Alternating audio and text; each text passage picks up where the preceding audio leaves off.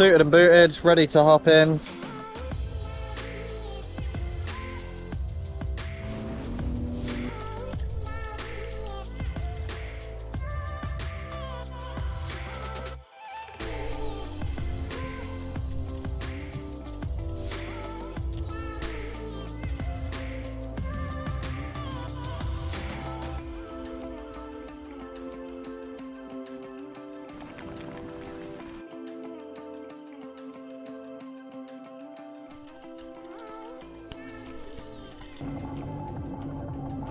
Alrighty guys, welcome back to the channel, and we are on a crazy adventure.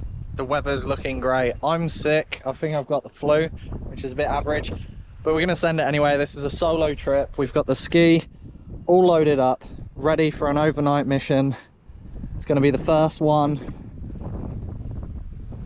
I don't know what it is. I've just got a really good feeling about today, and yeah, about camping and everything. I think it's gonna be spectacular. Fingers crossed the weather stays as it's supposed to on the forecast, and let's just send it, shall we? Let's get it. The conditions here really weren't giving me much hope. The water is green and grey, and even in like 2 meters of water I couldn't even see the bottom, so headed out front. Alright, so I'm starting to get some bait show up on the sounder. It's really not much, but I'm gonna hop in and give it a go anyways. So far it's been a struggle to find any like decent viz. It's really brown and yeah, just crap, and I'm out on the outside of the bay now and it's still pretty average. So I need that sun to pop out, which it's not going to, not for a long while. And yeah, viz probably going to be around like 7 meters, 8 meters. I was hoping for more like 15, but anyways, let's get suited and get ready to smack some fish, hopefully. Alright, so suited and booted, ready to hop in. Viz isn't looking fantastic, but hopefully if I've got that 6 meters, 7 meters, 8 meters, I'll take it and I'll make something happen. Let's get it. Let's see how we go. I just need that sun to come out as well. Super cloudy, overcast day. But that's good for snapper, it means they might hang around a bit more. It's awesome to get into the water, and I'm working out on this first dive that I am able to equalise, which was a bit of a worry, but thankfully I'm all sweet there. There's some brim, plenty of yellowtail around, but I'm looking for something nice and tasty. I wouldn't mind a blue morwong or a goatfish in this kind of environment. You'd expect to see them, but there's only really black drummer, there's some sweep and some red mowies. The bigger fish that you can see here are actually female versions of the blue groper, which, as we're in New South Wales, of course, are protected, so we leave those alone. Here's a big male blue groper. Seriously guys, don't be shooting these fish. There was a small school of juvenile tailor that came by, which was really cool. Haven't seen tailor in ages, so great to see that they are still about. Obviously just not looking in the right places. Unfortunately, this spot just really wasn't firing up, so it's time to look for a new spot. I am slowly but surely getting used to the concept of, if it's not firing up, jump on the ski and move spots and find somewhere that is. As a rock hopper, I would just search this ground and just keep searching, and that would pretty much be a day spent. So with the jet ski we can obviously move locations quickly, find better viz, better fish, and that's what we try doing. On the outside, the wind has started to pick up a little bit. As you can see, there's a little bit of chop, but we do manage to find some nice sheltered place to anchor the ski and hop in for round 2. Now there's definitely a lot more fish life here, moving around, things moving about, with the bait being a lot more active, which is a great sign that there are going to be some nice predatory fish around. I'm still keeping my eye open for goatfish. I do spot this trevally, and unfortunately he's legal, so I'm going to smack him. Bring him in. He's not a huge fish by any means, but these are absolutely delicious and they make fantastic sashimi. So quickly shoot him, icky him, rip out his gills and put him straight on ice. Really stoked with the trevally. I absolutely love eating them. We can see a nice big southern stingray moving through, but unfortunately, even with some burley, this really just doesn't encourage any fish. These are some scrappy leftovers from the kingfish shot in the last video. and all it manages to do is just bring in some bonnies, which really don't like the look of me and keep their distance. Even with a big chunk of kingy skin, they're just not interested. Have a couple more dives after seeing the bonito, but they just don't come back. There's stingrays galore, and the bait's basically just smashing my burley, so yeah, it's a bit of a fail. No snapper seen. There was a blue-throated wrasse, but really wasn't interested in it, so I decided to go look in the ledges for some abalone and hopefully some crays. I do stumble across some abalone, but I do not come across some crays. Just want to touch on this. So the shallower the abalone are, and the more water that they're likely to have surge over the top of them, the more likely they are to be quite thin and pancaked to the rock, so they're not going to have as much meat. Whereas if you can find ones in proper nooks and crevices that are a bit lower, they tend to be a lot fatter, and yeah, we all like nice fat abs.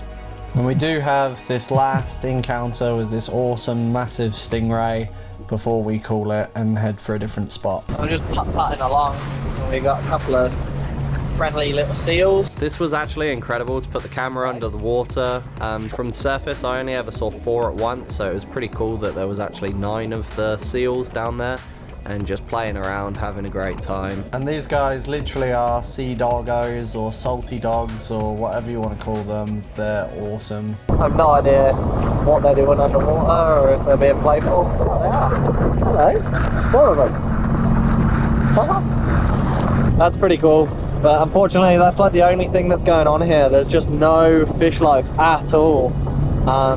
Anyways, we'll have another little scoot around, see if we can sound something up. It's not looking great. We're going to be on repeats for sure.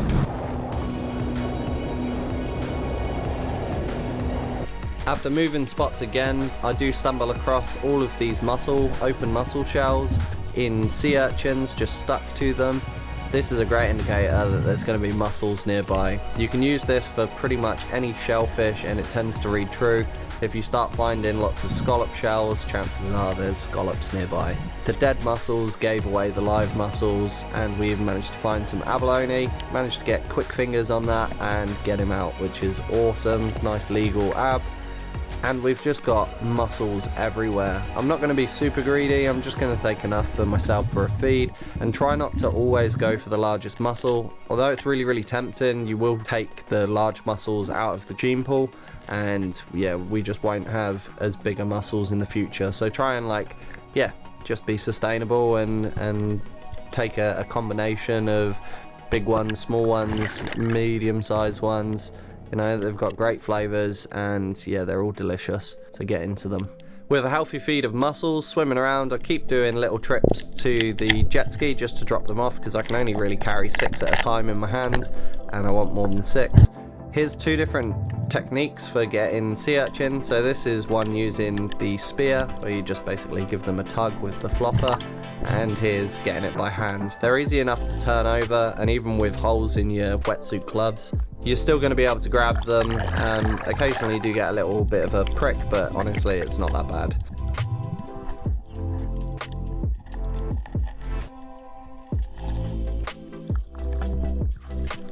With a couple of urchins and some mussels now on the deck, I think it's time that we head in for a bit of a cook up. I anchor the ski about here, it's quite a distance away, and time to unload. You know what, I am so glad that I got out. Even though I'm crook, I'm sticking to the shallows. Breath holds crap, but look, got a successful feed of abs, sea urchin, kinner, and mussels, and we got a trevally as well, so a nice little 36cm trevally, which we'll do for sash, maybe for breakfast. I've just noticed that there's rocks underneath this. I'm gonna have to push the ski out a bit. Bear with me. This beach looks perfect for me. It's protected from the southerly that's currently blowing through, and it's going to offer a nice safe anchorage for the jet ski overnight with no worries of it being bashed around. Alright, let's make camp. Get set. Alright, so this is it. This is Camp Paradise. Dry and rack area. This will be the tent area and cooking area, and that's where the ski is. Very, very, very nervous about the ski. First time doing an overnight camp. Kind of shit myself a little bit, but yeah, I'm just going to be watching it like a hawk and then having to wake up every few hours to make sure that it hasn't drifted away on us. So anyways, I'm going to get the tent set up, going to get the cook pot out and probably pop the drone up. It's beautiful.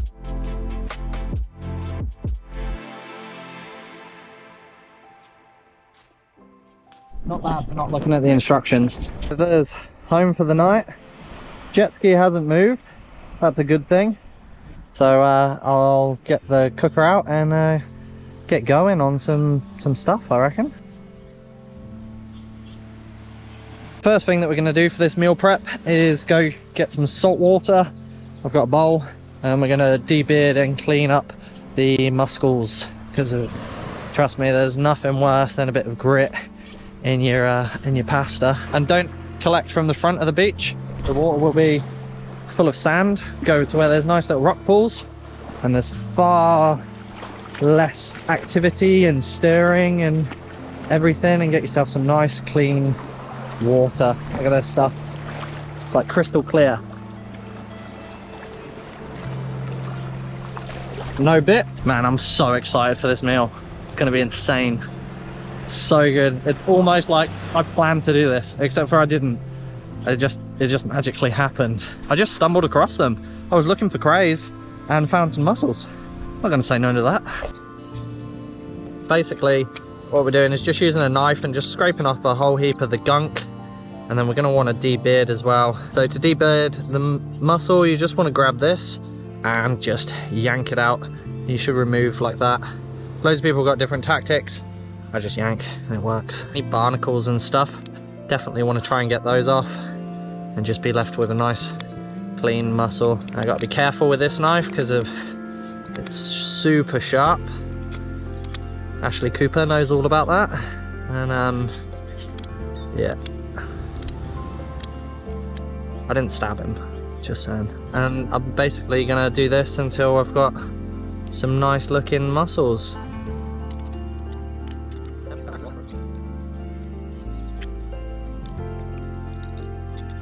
And now it's time to get the COBB barbecue grill going. We're using the charcoal portable barbecue this time because it fits on the ski. It is an awesome bit of kit. I love cooking with it, and it's gonna cook up an absolute storm tonight. All right, so we got some oil, some garlic, and some stunning views. Pasta. And next we'll in go the passata. If you're doing this at home, you want to actually chuck the white wine in just after the garlic. I forgot. I even had it on me. Whoops.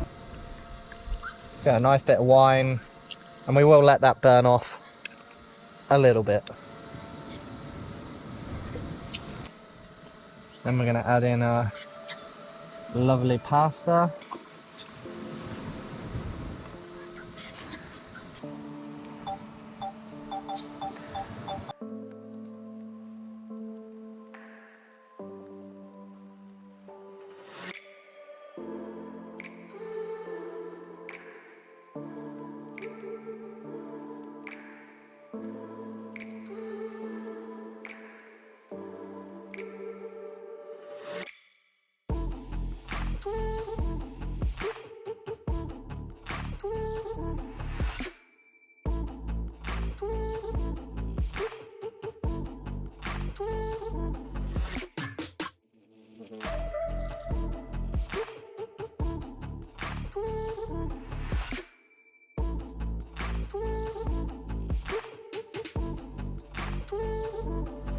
So next up, we're gonna quickly try and extract some of this guy's, sorry bro, the roughest way to do this. You can do this nicely with 2 forks. I don't know how much you're gonna be able to see, but what I'm after is the yellow stuff. I've just realized my esky is gonna absolutely stink overnight. Brilliant, Sam. But we're after this stuff. So there's our relatively clean uni, and we're just gonna put that into the pasta and stir it on in. And last but not least, the mussels.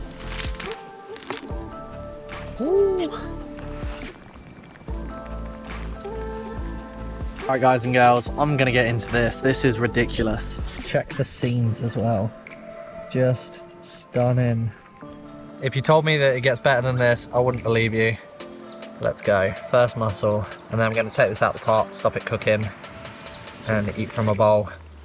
But a bit more sauce. Oh, mate. That's a winner. That is absolutely insane. We got a few things wrong in the order of the cook-up. I don't care, that's turned out incredible. That is seriously so good. Oh my god. Really impressed with myself. Bit of uni. This needs to be a dish that you cook at home. That's insane.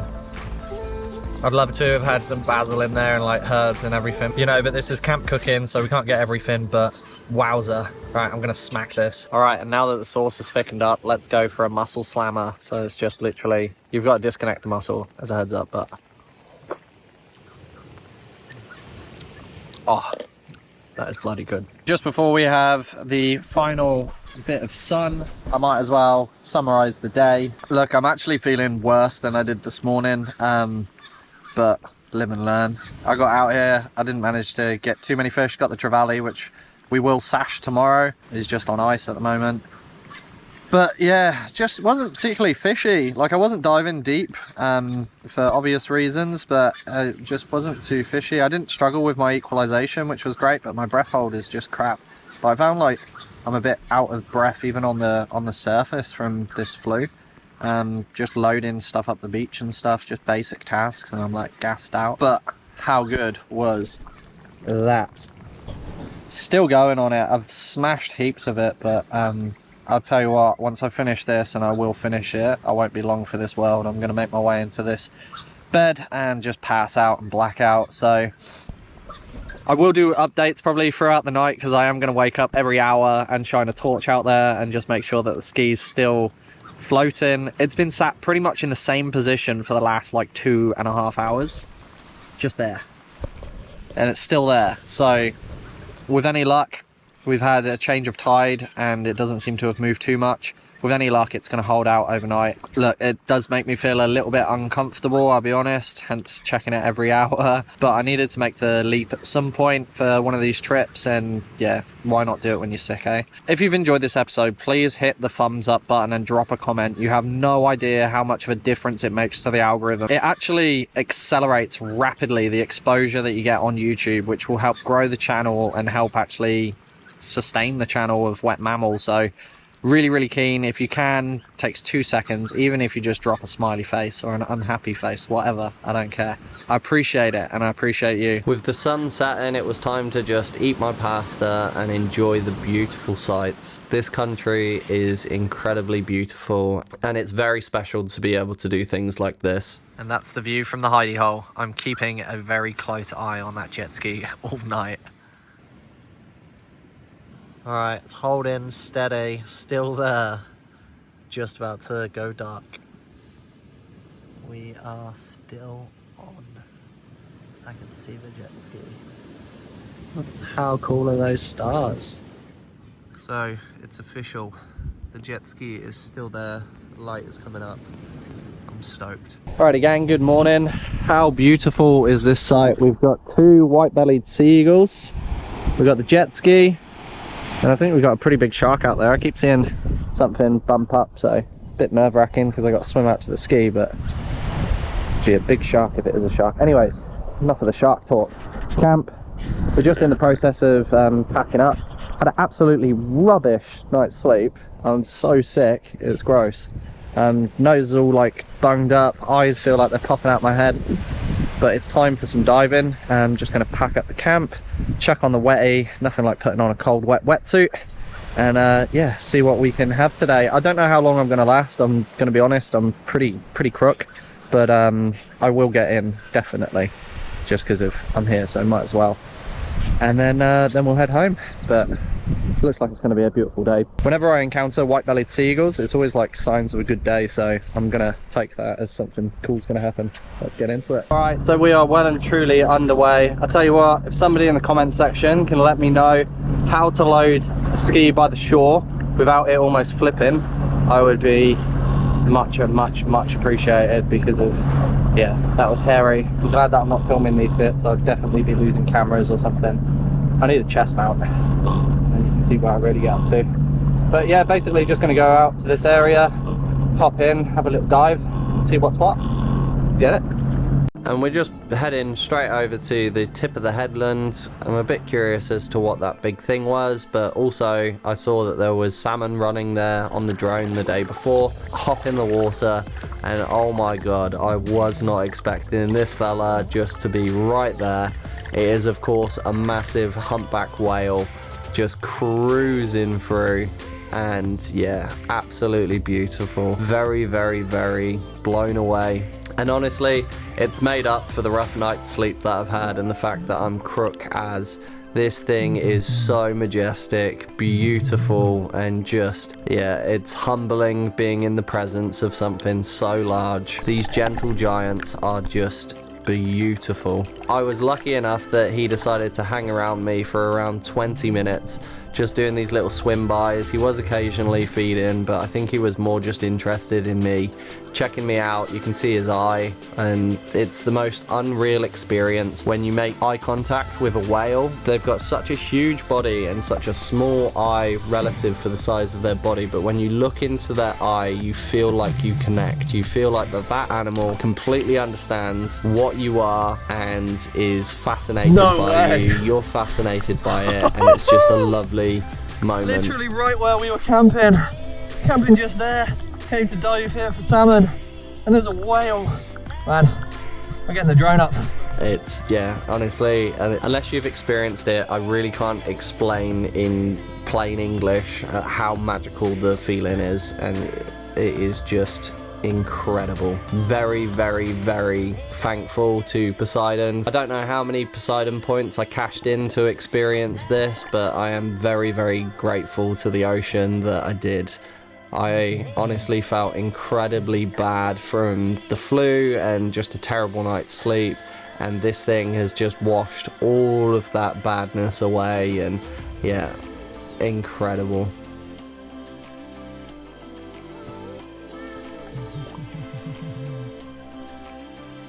Of course we hop out and we're going to pop the drone up as well. And here it's clearer that you can see that the whale is in a big feed. He's just going gulp after gulp after gulp. I think I recorded him for about 20 minutes. So he's been hanging around there a while. So that was 20 minutes with me in the water plus 20 minutes on the drone. This guy is not phased at all, just really chilled.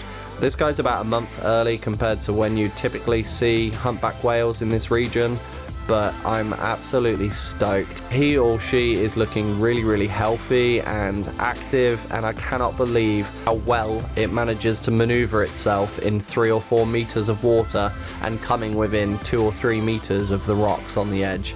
They are so aware of their size and their space. Their spatial awareness is really incredible. For an animal that large, you kind of think of it as like a big dog, you know, where they're going to be a bit clumsy. They're not. This thing was so gracious and just incredible. I hopped back into the water, and unfortunately I didn't see him again, but I did have spearfishing on mine, so decided to try and get a couple of fish on the way out. At this point, my sinuses were starting to fill up, and I was starting to feel really sick. The whale magic had worn off, and I really only had 10 or 15 minutes to get myself some fish and get myself home. Thankfully, the fish played ball, and I don't know if it's because I went out to go get it that Poseidon was rewarding me, but I did have these bonnies come past, take a nice shot.